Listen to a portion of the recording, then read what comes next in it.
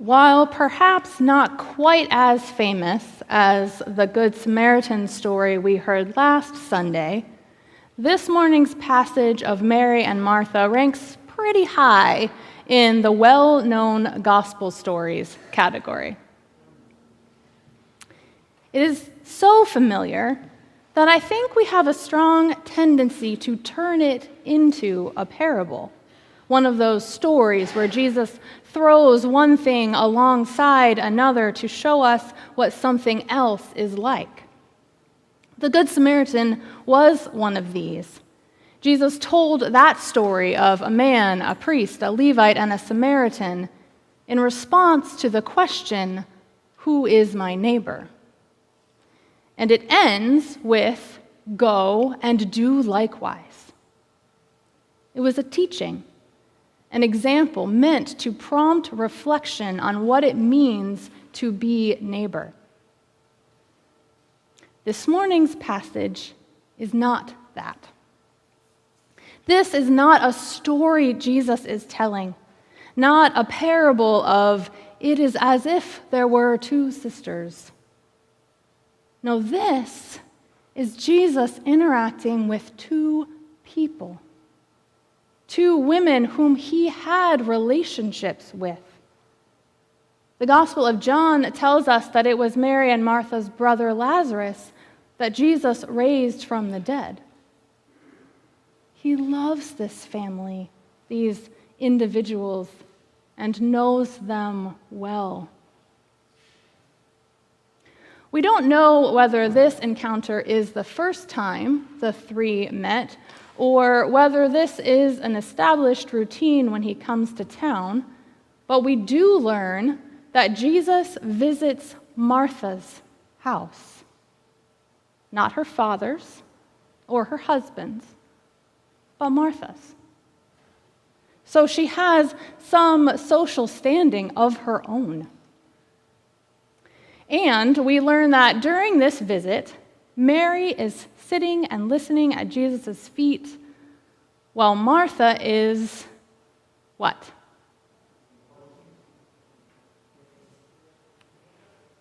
Being hostess? Working in the kitchen, slaving over the meal?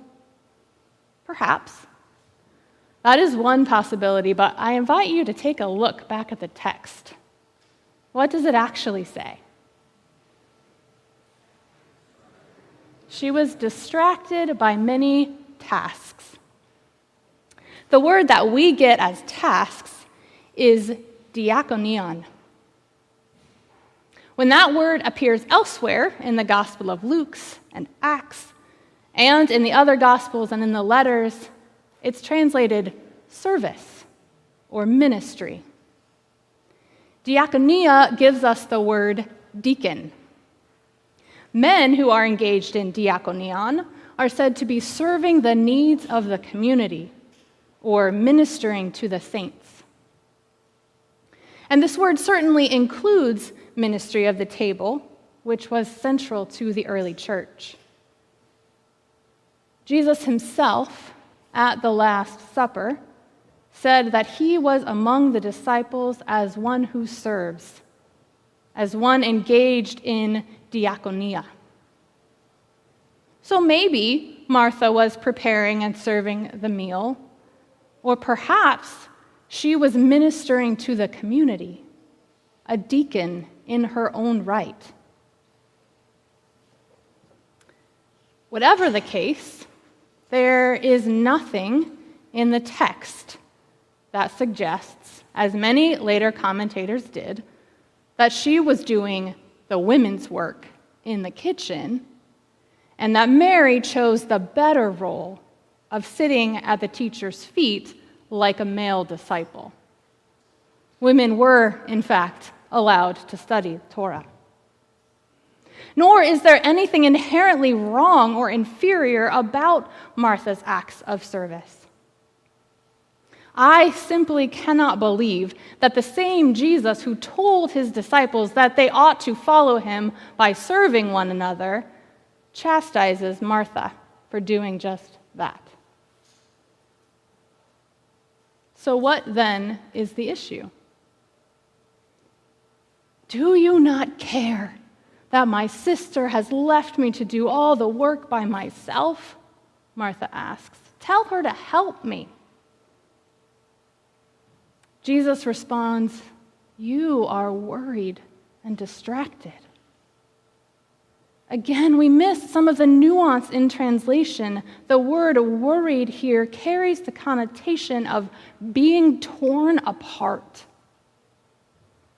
The service that Martha is doing, intended to be one of love, hospitality, even worship, is eating her up inside. She's becoming annoyed, resentful, bitter. Jesus sees that, names it in her. Mary has chosen a good portion. Not better than Martha's ministry, but perhaps better for her own soul. Mary has discerned well what she is called to be doing in that moment. Her spirit is being nourished and fulfilled in soaking up Jesus' word.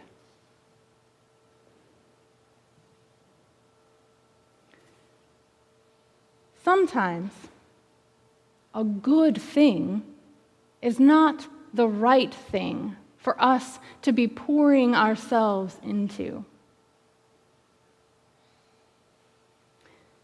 After undergrad, I thought that I wanted to pursue a career as an interior designer. I moved to New England to attend the Boston Architectural College and began an intense concurrent work and study master's program.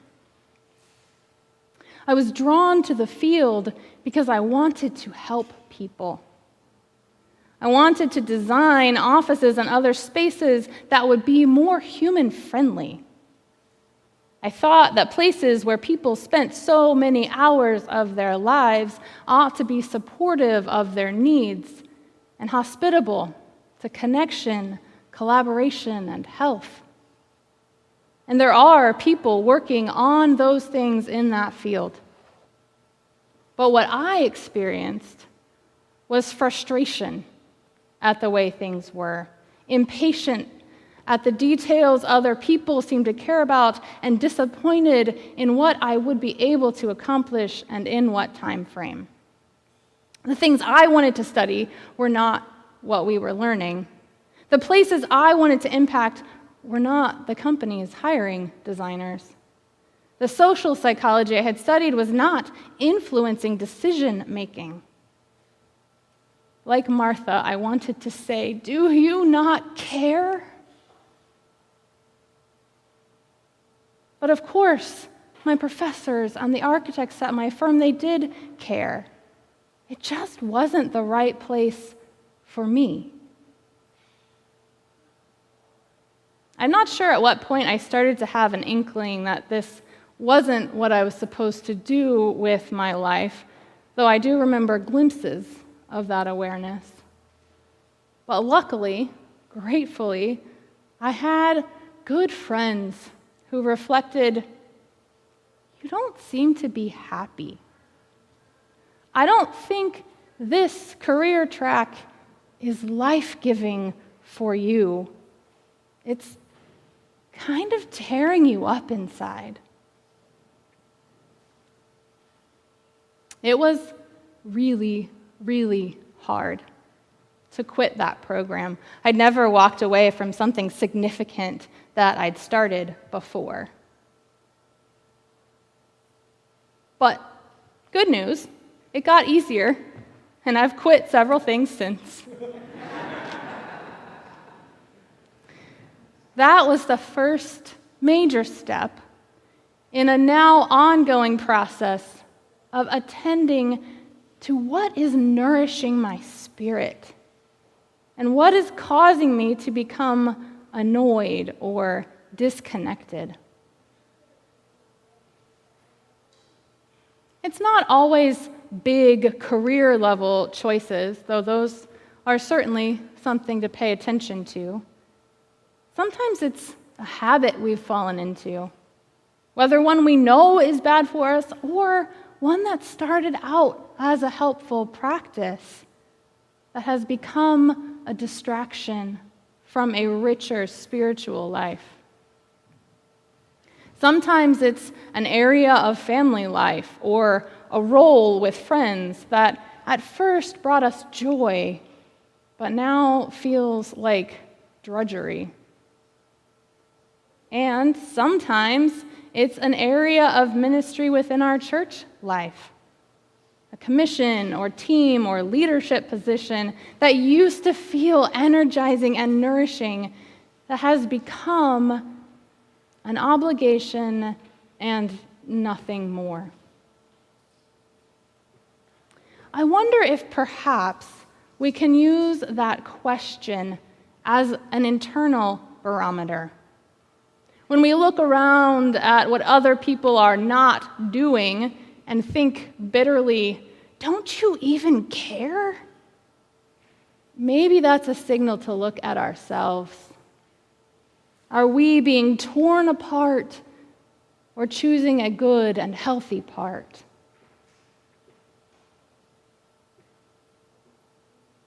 I like to imagine that at one point Martha did feel fulfilled in her diaconal ministry. And maybe she even came back around to it again later. But at the time, when it caused worry and distraction, when it was tearing her apart inside, Jesus invited Martha to focus on the one thing that is always life-giving: Himself, His love, and His presence. This isn't a one-size-fits-all parable, because our hearts and spirits need to be engaged in different types of ministries, even over the course of our own lives.